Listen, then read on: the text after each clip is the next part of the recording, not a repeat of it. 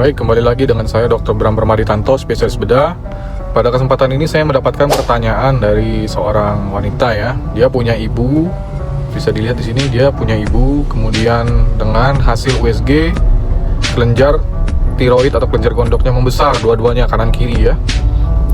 Terus dari hasil pemeriksaan hormon oleh dokter penyakit dalam didapatkan nilai FT4-nya tinggi, kemudian nilai TSH-nya rendah ya. Jadi bisa kita simpulkan bahwa itu adalah hipertiroid. Nah, terus pasien juga ada gejala sesak napas dan dikatakan ada pembengkakan jantung ya. Nah, sekarang akan kita bahas ya. Pertama, apa itu struma ya. Jadi struma itu nama lainnya juga nodul tiroid ya. Kalau berdasarkan buku Peraboy ya, jadi struma atau nodul tiroid itu ya, adalah pembesaran dari kelenjar tiroid ya, yang disertai dengan perubahan struktural ya, dengan atau tanpa diikuti dengan perubahan dari fungsi atau fisiologi dari kelenjar tiroid itu sendiri ya. Nah, untuk kasus struma ini atau nodul tiroid ini, itu nanti pembagiannya sebenarnya untuk jenis-jenisnya itu berdasarkan hasil biopsi atau hasil pemeriksaan patologi anatomi. Apa itu pemeriksaan patologi anatomi? Yaitu pemeriksaan yang dilakukan oleh dokter spesialis patologi anatomi di bawah mikroskop. Jadi sel-selnya itu diperiksa. Nanti akan dilihat karakteristiknya bagaimana. Oh, ini apakah ke arah tumor jinak, ke arah tumor ganas, atau hanya ke arah peradangan, kita sebut dengan penyakit tiroiditis Hashimoto ya. Semuanya itu bisa menyebabkan pembesaran dari kelenjar tiroid. Nah, pada kasus ini apakah bisa langsung dioperasi? Tentu saja kita harus lihat dulu hormon tiroidnya. Kalau berdasarkan panduan Peraboy atau panduan dari bedah onkologi Indonesia, ini bukunya. Di buku ini ngomong kalau pasien masih dengan kondisi hormon tiroksin berlebihan atau hipertiroid seperti ibu ini, maka itu dianjurkan untuk dinormalkan dulu hormon tiroidnya.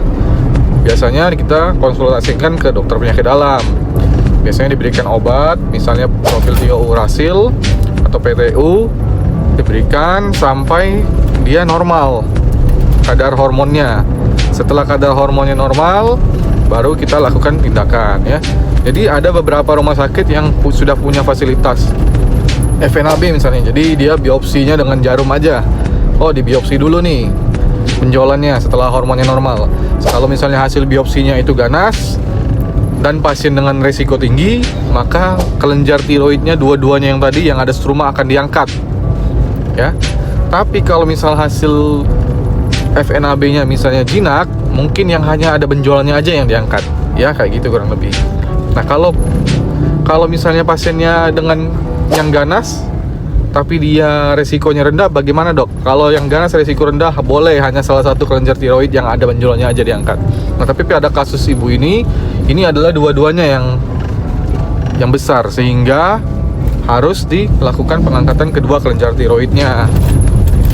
Nah, lalu bagaimana dok? Kok bisa timbul gejala sesak napas, bisa timbul gejala pembengkakan jantung? Jadi perlu diketahui bahwa fungsi hormon tiroksin itu adalah untuk membantu meningkatkan metabolisme.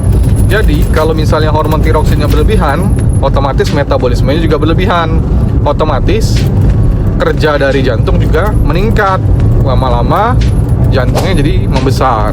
Jadi orang hipertiroid itu ibaratnya dia lagi duduk aja rasanya seperti lari gitu ya. Kalau dia berlebihan, lama-lama jantung kompensasi sehingga otot jantungnya akan membengkak gitu ya. Makanya timbul gejala sesak napas, berdebar-debar, bahkan bisa juga penurunan berat badan gitu. Nah, sekarang dok, apa bahayanya kalau kelenjar tiroidnya nggak dioperasi? Kalau dia ganas, amit-amit ya, kalau ganas dia bisa menyebar ya. Kan tergantung dari jenisnya. Ada yang menyebar ke tulang ya, ada yang menyebar ke tulang belakang, ada yang nyebar ke tulang kranium ya, tulang tengkorak, ada yang nyebar ke paru-paru, tergantung jenisnya ya. Dan bisa menyebabkan sumbatan dari jalan napas karena kelenjar tiroid ini letaknya di leher. Kalau misalnya membesar, dia akan menyumbat jalan napas. Dan di sini juga ada saraf untuk pita suara. Jadi bisa menyebabkan suara jadi serak atau bahkan menghilang. Dan di sini juga ada saraf untuk membantu proses menelan. Jadi kalau misalnya saraf itu sampai kena, menelan apapun tersedak jadinya. Itu bahayanya. Sama, operasi juga ada resiko seperti itu ya. Operasi pengangkatan kelenjar tiroid juga ada resiko untuk mengalami cedera saraf. Ini harus pasien ketahui. Tapi lebih bahaya tidak dioperasi ya, karena resikonya ada banyak gitu. Terus untuk persiapan operasi sendiri nggak usah khawatir, nanti dokter penyakit dalamnya juga akan periksa kondisi jantung dan paru-paru, dievaluasi dulu fungsinya bagaimana, dioptimalkan. Kemudian juga dokter bius yang akan membius itu juga akan melakukan pemeriksaan terlebih dahulu ya. Kalau misalnya kondisinya normal, baik, optimal ya bisa dilakukan. Tentunya semuanya tergantung dari dokter bedahnya nanti ya. Nah, kurang lebih seperti itu. Jadi untuk jawaban pertanyaan ibu ini ya.